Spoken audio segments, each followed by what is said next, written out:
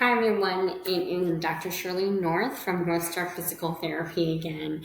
And in this episode on the podcast, we're going to be talking about the biggest, probably more popular online program and programs within clinical settings throughout the United States within pelvic health is the pregnancy and labor prep programs.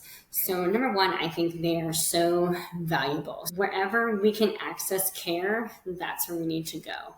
I think there's this huge discrepancy of accessibility to care, and that's why a lot of clinicians, and especially pelvic floor physical therapists like myself, have expanded our reach by doing more virtual programs.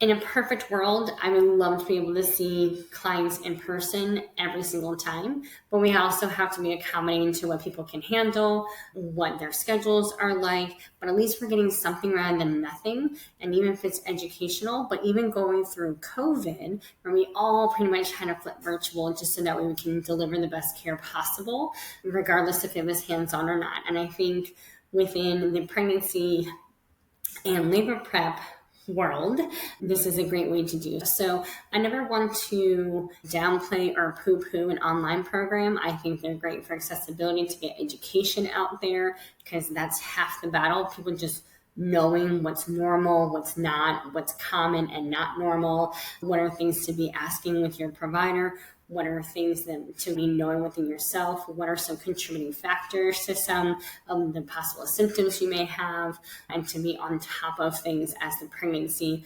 and in terms of labor prep as well. What is your birth plan? How can we support you with having advocates? All those kind of things can be delivered virtually. I would love to see people in person so that we can do more than sit there and lecture and educate, right? We want to be hands-on. The best tool within physical therapy, regardless of specialty, are your two hands and your brain. So that's where we develop our skills. And within the pregnancy population, things change so quickly that to be with a pelvic floor physical therapist needs to be standard of care. If we can't be hands-on with them, at least being virtual is great. So I want to kind of dive deep a little bit into some pregnancy program things to look for. And that also ties into like labor prep things. So a lot of my pelvic floor PT colleagues out there offer like just labor prep like classes or workshops. I think it's beautiful. It's just so nice to see like a community surrounding this population because there are so many things that are just taken for what it's worth coming from an OBGYN or things like that, but also the wave of like using midwives and doulas as part of your care. I wish I knew all of this stuff when I was my intern with my two kiddos. I think it would have been like a very different experience for me. But we also want to make sure as clinicians, we're not bringing our bias into the session with everybody. A little kind of personal thing for me, I am a mom of two. Both were a C-section. One was a labored C-section, one was a planned C-section.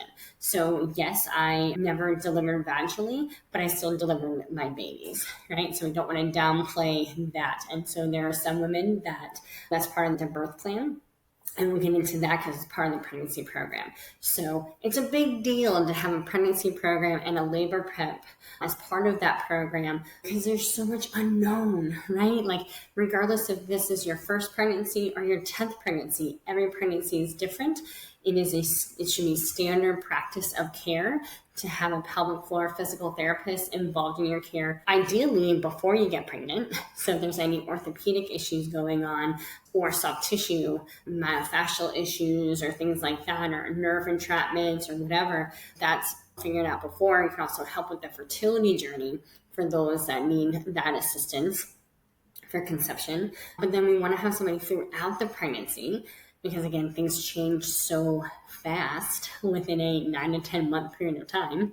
And then especially for postpartum. So here we're just focusing on the pregnancy program, things to look for, and also within like labor prep. So it's great that more clinicians are getting out there trying to get that education. This is my way as well. So here at North Star Physical Therapy, I have a awesome document that I always give everybody whenever they start with my program. And First, we do pretty much an evaluation for like subjectively. When is the due date? What is your birth plan? Is there any history of any pelvic or abdominal surgeries? Any history of a previous pregnancy? Did it come to term? What was the outcome? What was that labor like? Getting a little more details within that.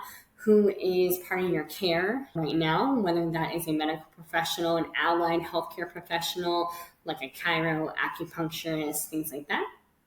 Doula, midwives, and those kind of things. What was your activity before pregnant? What is your goal during and after pregnancy for activity? What's your sleep like? So I just went through like a whole host. There's many other things that I asked. I just asked a ton of questions. We're not trying to be nosy. We're just trying to get a better picture of where you were before pregnancy, what's your goal during pregnancy, and where you want to be after. All right. Then we do a lot of, education on things, on positions for sleep, positions for toileting, position for penetrative sex. That's really important throughout your pregnancy too. We want to have education on potential prolapse and those tissue changes and hormonal changes and how that affects things, how your spine and your hips and your SI joint, how orthopedically things may change, your postural changes for sure. What are some common but not normal myths, right? And we'll bust those out a little bit. What are the possibilities of both vaginal and C-section outcomes? So even though I have a mama that might come in and say, hey, I want to deliver vaginally, 1,000%, I'm all on board, yes. But as a healthcare provider, we need to do better, and we need to make sure we're educating that there may be a likelihood that on the day that decision needs to be made medically between you and your medical provider, but we want to make sure you're prepared enough to know what are the immediate post-op needs for C-section. So we do spend some time within our session that even though this may not be your number one birth plan, we do want to make sure that we capture that education point, how we move after a C-section. What are some things to consider with scar mobilization, things like that we would absolutely address in person together or maybe virtually. But so that way they just aren't thrown in at it through an experience and think like, you know what? Yep, this is what Dr. North said that might happen and I'm okay, I'm ready for it. Here we go. Because I think that confidence and that stress-free environment is something that we need to help out with as healthcare providers. I still have that education with them with just having the possibility of a C-section versus a vaginal, what kind of things to do for pressure management techniques, some pain management techniques for both vaginal and C-section deliveries. What are some internal, external support needs? Several other things that we educate there. Some things that we evaluate for are posture in all positions, right? So lying down, side lying, sitting, standing, when we're breastfeeding, how do we functionally move when our belly is getting larger, when our breast tissue is getting larger, when our low back is arching a lot more? Is there any already hypermobile joints even before pregnancy that we need to maybe help stabilize throughout? What are some of those joint mobility things? Any soft tissue or myofascial issues going on? But even with pregnancy, there's going to be round ligament. There's going to be those abdominal muscles that are being stretched a little bit more. Are we starting to compensate for things? All those things we evaluate for. We absolutely monitor your blood pressure because sometimes we're the first ones to see, there's something going on. We want to make sure we don't have preeclampsia kind of symptoms coming on board. We're looking for the swelling in your lymphatic system. There's a huge fluid overload that's going on with growing a fetus and a baby with all of the placenta and all the extra fluid that's happening. Can your lymphatic system support that? Or is it not compensating well and we need to give you some support that way? Some interventions that I do, right? So we're looking at breathing techniques. How are we breathing? What are those labor positions that we can get in and out of? What are those push techniques with that breath? So I want to make sure we're capturing all these techniques by week 37. So that way you are knowledgeable, you have that background, you have that tool in your toolbox that you can pull out. A lot of people ask me, if my baby's in this position, what labor position should I be in? It's there's no real textbook. There's things that maybe biomechanically we may think are just to help open in the area up. That is our whole role, as the pregnant person to create space for that growing baby, and then to also during labor create that space as well, because they're in charge. They're the boss during that day, right? And so I often have people go through a variety of positions, a variety of breathing techniques, so that way they can pull from that toolbox and be like, okay, I'm going to try. This doesn't feel comfortable. This isn't working. This isn't making me relax.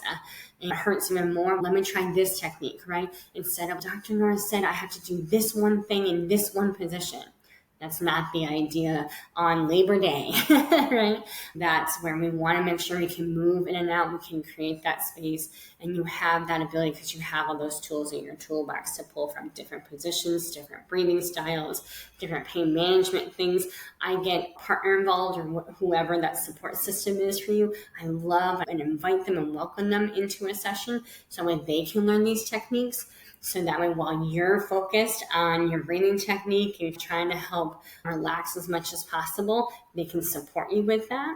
I also work on like strengthening, right? We still want our hips and our core and our glutes and our arms, and our spine, we still all want these muscle groups to be strong throughout this time because it's going to be carrying a heck of a lot more weight, and we're going to be expected to do a lot of things right afterwards. And so the best thing that we can do is keep mamas strong throughout the pregnancy. That means we are going to exercise. However, the exercise will be modified throughout the pregnancy so that we can keep that strength, but we're not causing any potential pelvic symptoms or orthopedic issues. So I always have a great goal for everybody to be able to lift at least 20 pounds without having any pelvic symptom or pain. Because that's what you're going to do. There's a baby, there's a carrier, there's the diaper bag, there's all this stuff that you have to carry and push and pull and all that kind of stuff. So we need to work on those things throughout the pregnancy so you're not just shoved right in and all of a sudden postpartum, you're like, oh my God, I got this back injury. So we want to support. So we kind of work on that in a lot of our pregnancy and labor prep programs. We look at that functional mobility, getting a weight in and out of the car seat, getting a weight in and out of the carrier, in and out of the stroller, how we're pushing that in and out of the crib, how we're holding for like a breastfeeding or even just bottle feeding. All those positional things and functional mobility things, we want to make sure it's not causing any pelvic symptoms and that's not causing any pain anywhere else. Some self-care items that we look at: sleep positions, 100%. We're looking at perineal massage. So that is making sure that those tissues, those external tissues in the pelvic floor are flexible and strong. That doesn't mean everybody needs to do a Kegel either, because if we need to stretch this area up to 400 times during a vaginal birth, those tissues need to get ready for that.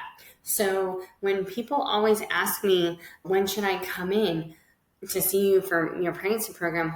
Right away, right? As soon as possible. Because as I just listed off right there in the last few minutes, all of these items need to be figured out what's the most appropriate thing for the person. Make sure we're reinforcing it. Make sure it's what our body, when we implement different exercises and techniques and everything, how our body responds. This stuff takes some time. So if I have somebody come in, for example, that has a very uncomplicated prior medical history and doesn't have any pain, but just wants like overall like education and knowledge and all that stuff, there's maybe not that many visits at first. I often mimic like the visits like the OBGYN, right? Or your midwife.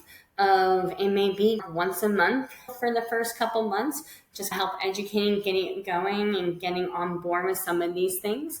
But then as the pregnancy goes along, because we want to stay ahead of things with all those changes, then I start to mimic the GYN appointments too. We're coming maybe a little more frequently, like towards the end. And there we go.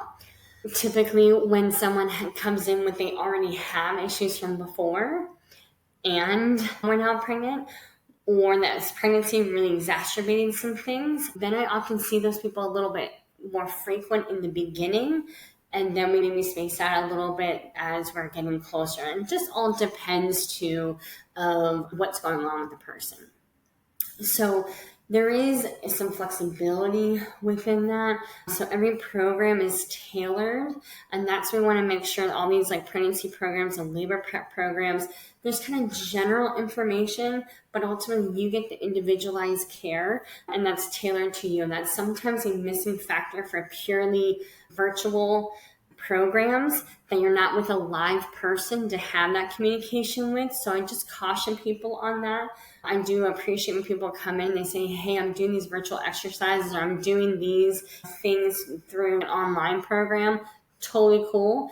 But I'm your live person, and we want to make sure we're tailoring it to you as your body is changing, because everybody is a little different. Not everybody's cookie cutter made the same way. So that's just my caveat with, absolutely, they can be used as a supplement to an in-person or a virtual one-on-one skilled clinician with that.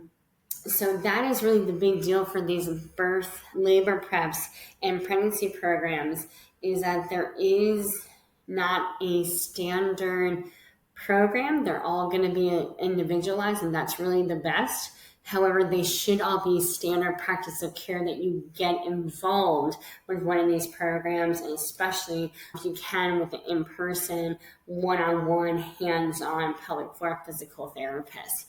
So I'm so happy that more and more of these programs are coming out. Just make sure you're choosing the right one for you. You're choosing the clinician that's the right one for you, just like how you chose your OBGYN or a midwife or your doula. And you really want to make sure that you have that full community of clinicians involved in your care, with your ultimate goal as primary for healthy and happy pregnancy, labor, and delivery, and postpartum. So my postpartum program podcast is coming up here soon, but we really wanted to really focus on a good foundation, is a great and inclusive and extensive pregnancy program and birth labor prep program. So I hope you guys learned a little bit of what some things you need to be looking for within these programs, and always reach out to me if you have any questions or comments. And if you want to go ahead and get your virtual consultation, if you're outside in the Northern Virginia area, I'd be happy to virtually connect with you and help create your pregnancy and birth prep program.